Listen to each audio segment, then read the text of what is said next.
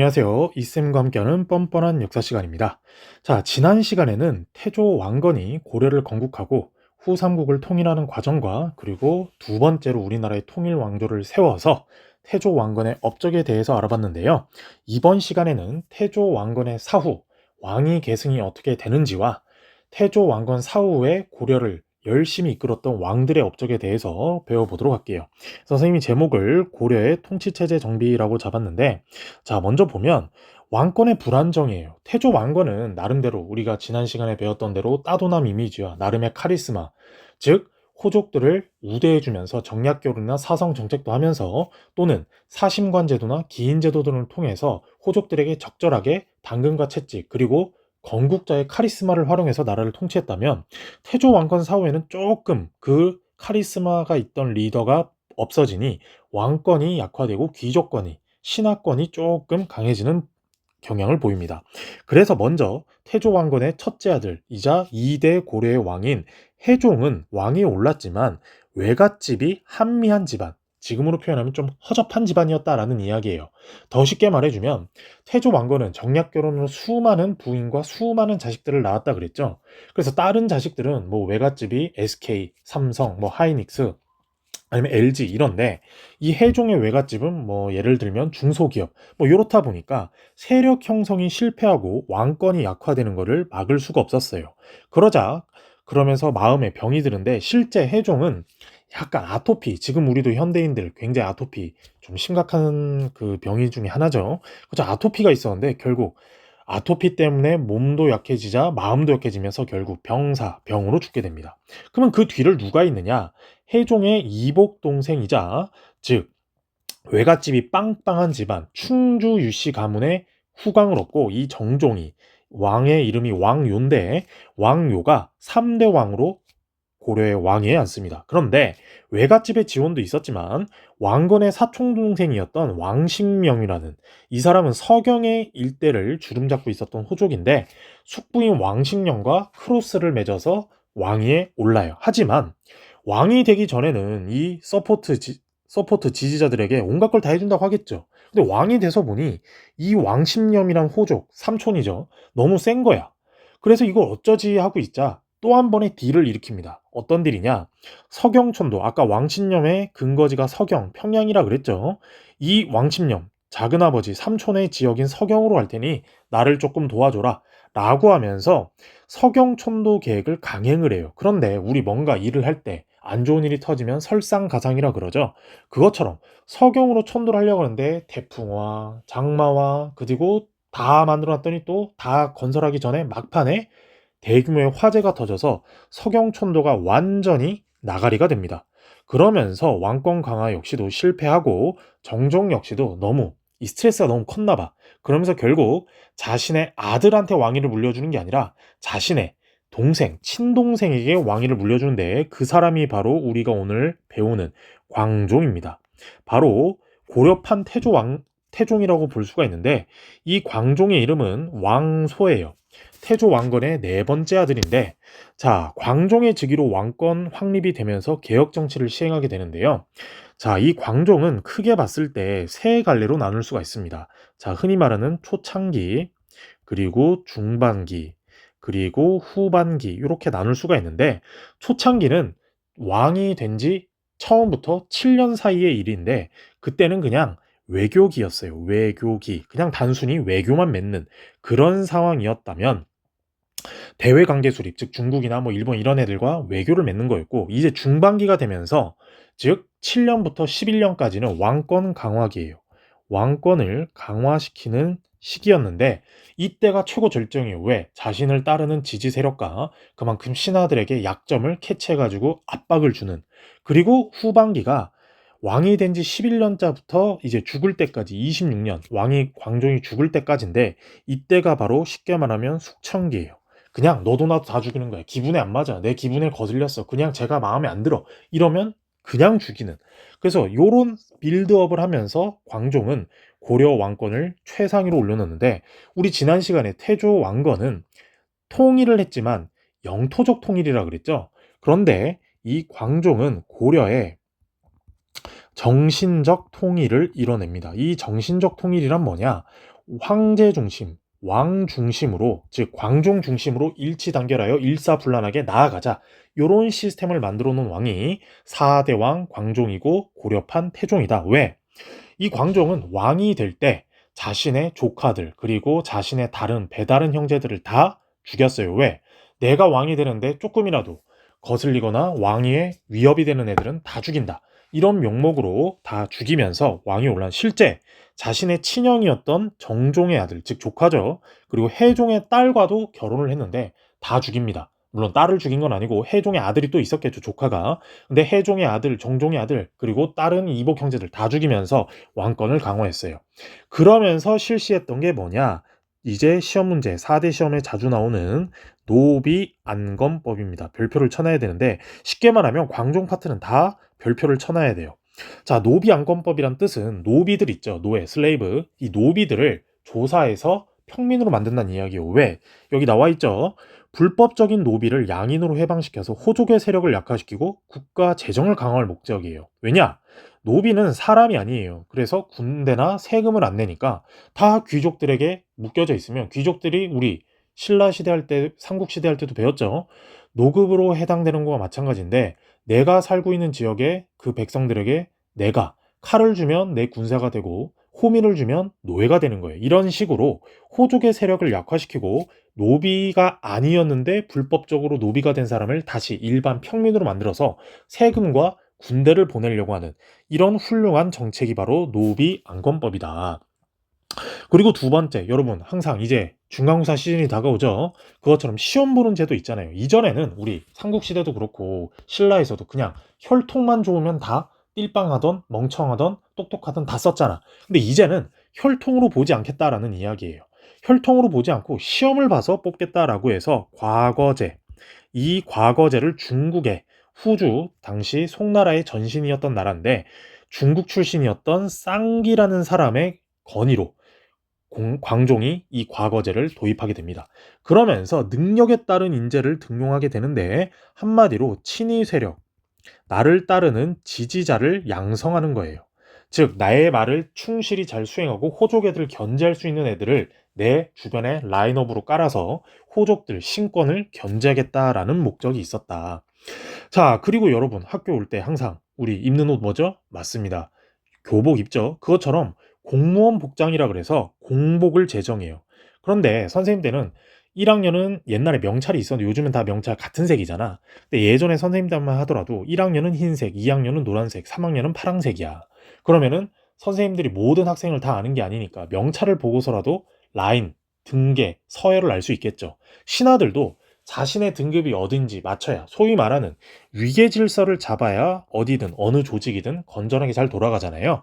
그래서 공무원 복장 색깔별로 나눴다. 1에서 5등급까지는 뭐 파랑색, 6에서 10등급까지는 초록색, 11등급에서 15등급까지는 뭐 녹색, 이런 식으로 공무원 복장의 위계 질서를 확립해서 질서를 만들었다. 자, 그리고 아까 선생님 말했던 후반기에 되면 이제 개국공신과 호족 세력을 대규모로 숙청을 합니다. 왜? 이제 내가 어느 정도 초창기나 중반기에 조금 숙이면서 라인업, 빌드업을 했고 이제 내가 힘이 세졌으니 나한테 개기거나 나한테 깝치거나 함부로 대하는 놈들 다 죽인다 라고 하면서 개국공신, 아버지 태조왕건을 도와서 나라를 세운 데 공이 많은 사람들도 제거, 그리고 대규모 귀족, 즉 자신의 외갓집 충주 유씨랄지라도 왕권의 위협이 되면 다 제거를 했습니다. 그러면서 광종도 불안할 거 아니야. 내가 이렇게 수많은 사람들을 다 때려 죽이니까. 그래서 나를 든든히 쿠데타가 일어나지 않게 나를 지켜주고 반란을 막을 수 있도록 군대를 완전히 왕이 100% 장악하는 그런 군대로 바꿨다라는 이야기예요. 자, 그러면서 이제 후반기 점점 가면서 자신감이 만빵, 완전 어깨빵이 빡 들어가니까 연호를 제정합니다. 즉 우리 광개토 대왕이나 진흥왕 그리고 발해 문왕 등이 했던 것처럼 연호를 제정하는데, 연호를 제정하고 황제 칭호를 사용하는데 이걸 뭐라 그러냐, 사자성어로 칭, 제, 건, 원이라고 불러요. 황제라 칭하고 연호를 쓴다. 그래서 광종은 어떤 연호를 쓰느냐, 광덕, 빛나는 덕으로 내가 통치를 하겠다. 준풍, 엄준할 준, 바람풍, 엄준한 기강을 잡으면서 내가 나라를 이끌어 가겠다. 이런 식의 연호를 쓰면서 운영을 했는데 단 내재 외왕 체제예요. 즉 중국과 교류를 할 때는 왕이라고 칭하고 고려 안에 내부적으로 활동할 때는 황제라 칭하는, 발해도 그랬고 고구려도 그랬다라는 점을 알아두시면 되겠습니다. 그러면서 이제 황제가 됐잖아요. 그러니까 뭔가 품격 있는 용어를 써야 되겠죠. 그래서 고려의 수도였던 개경을 황도, 황제가 사는 도시라고 해서 황도, 그리고 우리 서경, 태조 왕건할 때부터 서경이라고 불렀죠. 평양을. 근데 서쪽의 도시라고 해서 서도라고 부르면서 왕권 강화를 했던 게 고려 네 번째 왕, 바로 광종의 업적이다라는 것을 여러분이 알아두시면 좋겠습니다. 자, 그러면 광종도 이제 왕권을 강화시키고 죽는데 그 아들이 경종이에요. 바로 5대 왕. 근데 이 경종도 아버지 밑에서 너무 엄혹하게 커서 그런지 조금 쫄았나 봐. 그래서 선생님 죄송합니다. 자, 후주와의 긴밀한 교류. 그리고 후주, 이 아까 말했죠? 이 후주 출신 쌍기, 이 후주와 긴밀한 교류를 하면서 중국의 선진문물을 수용했는데 이 후주가 나중에 송나라로 바뀌게 된다라는 점을 선생님 까먹었습니다. 자, 다시 이야기로 돌아오면 경종이 어목한 너무 빡센 아빠 밑에서 있다 보니까 조금 심장이 약했나 봐. 그래서 너무나도 겁을 먹어서 제대로 좀 활동을 못 했나 봐요. 그래서 아버지의 업적을 제대로 잘 계승하려고 하다가 일찍 죽어버리자 그 아들이 너무 어린 거야. 아들이 한 살밖에 안 돼. 왕위를 줄 수 없겠죠. 그래서 사촌 동생인 성종에게 왕위를 물려줍니다. 이 성종도 굉장히 중요한데 우리 조선시대도 그렇고 고려시대도 성종이란 타이틀을 붙여준 건 이룰성자예요. 우리 이름에도 많이 쓰는 표현인데 이룰성자를 붙였던 왕들은 타이틀이 훌륭해. 왜? 제도를 다 정비한 왕이거든. 그래서 유교 정치인데 광종은 너무 폭압 정치에 가깝게 왕권을 강화했다면 이제 성종은 유교 정치를 통해서 왕권을 강화하겠다라는 이야기예요. 그래서 왕권 강을 어떻게 했느냐? 첫 번째로 중앙 집권화를 통해서 지방관을 파견했다는 거고요. 지방관 파견. 그리고 지방 호족을 통제했어요. 지방 호족을 통제했다. 이 두 가지 슬로건으로 6대왕 성종은 고려를 레벨업 시켰다라는 점을 미리 말씀드릴게요. 자, 아까도 말했듯이 광종과 비슷하게 이 성종도 이 모든 업적이 주로 4대 시험, 내신, 수능, 모의고사, 한능검에 다 나오기 때문에 알아둬야 됩니다. 자, 먼저 했던 게 뭐냐? 계속 말한 대로 유교죠. 광종은 힘으로 패권 정치를 했다면 성종은 덕치, 뭔가 유교로서 통치를 하고 왕권을 강화하려고 했다라는 점이에요. 그래서 누구를 받아들이느냐? 최승로라는 사람, 자 지우고 다시 써볼게요. 최승로의 시무 28조를 수용합니다. 시무 28조, 나라의 현황, 정치적인 내용을 28가지로 정리한 겁니다 라고 하면서 바친 건데 핵심은 정치는 유교, 종교는 불교로 잡고 중국의 선진문물을 수용하되 우리 것으로 승화하자라는 이야기예요. 우리 태조왕건의 유언 10가지 훈요 10조 때도 배웠죠. 너무나도 중국의 문물이 선진문물이라고 해서 다 받아들이지 말고 받아들이더라도 우리 고려에 맞게 움직이자라는 건데, 자 여기 최승로의 시무 28조 있죠. 28가지가 있었는데 지금 우리에게 알려진 거는 다 있지 않고 총 14가지가 남아 있습니다. 그 중에서 선생님이 중요한 것만 압축을 했는데 외관, 지방관을 파견해라. 왜? 태조왕건 때 우리 했잖아. 지방관을 파견하는 게 아니라 그 지역 출신의 인물을 관리로 만들어서 간접 통치를 했는데 이제 그러지 말고 직접 왕이 믿을 수 있는 부하를 그 지역의 관리로 파견해라 라는 이야기예요. 그래서 외관을 파견해라. 지방관을 파견해라. 그리고 정치는 유교, 종교는 불교. 선생님 계속 말했죠. 고려 오프닝 할 때. 고려는 다양한 사상을 받아들이는데 불교는 몸을 닦는 근본이고 유교는 나라를 다스리는 근원이니, 즉 종교는 불교 믿어도 되는데 정치는 유교 시스템으로 받아들이자라는 이야기예요. 그래서 최승로의 시무 28조를 수용해서 제도 정비를 하게 되는데 그 제도 정비를 각각 먼저 바꿉니다. 먼저 중앙관제는 이성육부제예요. 우리 뭔가 발해에서도 그렇고 당나라 제도가 삼성육부라 그랬는데 맞습니다. 바로 이성육부제를 당나라 거를 벤치마킹해서 써먹기 시작했다라는 거고요. 지방행정에서는 이제 12군데에 12목을 설치해요. 12목. 12군데에 지금으로 따지면 광역시를 맡는다라는 이야기예요. 그래서 지방관을 최초로 파견하는데 그 지방관을 목사라고 불렀다. 그리고 지방의 각 지역에 태조 왕건도 호족 출신이라고 그랬죠. 이 호족 출신들을 약화시키고 나라에 뭔가 강력한 중앙 집권을 하기 위해서 향리제도라는 거를 만들어요. 이거를 전문 용어로 뭐라 그러냐? 관반체제라 그러는데 관반체제를 혁파해요. 때려 부셨다라는 이야기야. 왜? 자, 이 밑에 볼까요? 이게 바로 당시 호족의 모습인데 호족이죠. 부호족. 우리 학교에서도 회장, 부회장 있듯이 그 호장이 대표고 그다음 부호장이 있어. 그리고 세금을 담당하는 부서가 있고 군사를 담당하는 부서가 있고 일반 행정을 담당하는 부서가 있는데 이거 뭔가 중앙과 그 지역의 호족이 그 지역에서 왕처럼 군림하는 것 같죠. 그러니까 그 호족이 그 지역에서 왕인 거야. 그냥 독자적으로 세금도 걷고 중앙 집권, 성종이나 광조의 말을 잘 안 들어. 그러니까 세금이 잘 안 들어가고 왕권이 지역까지 잘 퍼지지를 않겠죠. 그래서 성종은 이 향리제도라는 걸 만들어서 이제 호족, 너희 맘대로 활동하지 마라. 이제 향리로 간다. 너희는 향리고 그 지역의 왕이 아니라 그 지역을 서포트하는 그냥 지역의 조그만한 소규모 그룹으로 남아 있어라. 그리고 내가 파견하는 12목의 말, 관리의 말을 잘 들어라. 라는 식으로 움직이게 만듭니다. 자, 그렇지만 100% 다한 건 아니었어요. 왜? 우리나라 지역 굉장히 넓죠. 근데 일단 광역시급으로 12군데, 중요한 12군데만 만들어 놨다라는 이야기예요. 요 점은 다음 시간에 지도를 보면서 좀 더 하도록 하겠습니다. 자, 그리고 교육제도도 개편을 하게 되는데 바로 신라의 국립대학 뭐였죠? 국학, 발해의 국립대학, 주자감. 그것처럼 고려의 국립대학은 국자감이라는 것을 만듭니다. 그래서 서울의 개경에 국자감을 만들고 지방에는 향교 이런 걸 만들면서 지방에 경의학 박사, 경학 박사, 의학 박사에서 유교를 배운 프로페셔널 교수들을 파견해서 유교 이념을 전파했고요. 그리고 과거제 광종 때 실시했다 그랬죠. 그런데 조금 더 업그레이드하면서 과거제 문제점들을 바꾸고 개선점을 만들어 나가는 그런 교육제도를 만들어냈다. 그리고 마지막 민생안정책으로 뭘 만들어내느냐? 의창이에요. 의창은 뭐냐? 뭔가 비슷하죠. 여기 써놓은 대로. 자, 고구려의 진대법부터 시작한 이 사회복지제도, 춘대 추납, 봄에 빌려줘서 가을에 갚는 요 시스템을 고려 태조 때는 흑창이었다면 이 흑창을 조금 더 확대 개편해서 의창이라는 것으로 만들게 됩니다. 그래서 의창제도, 의창, 흑창, 그리고 진대법 다 같은 내용입니다.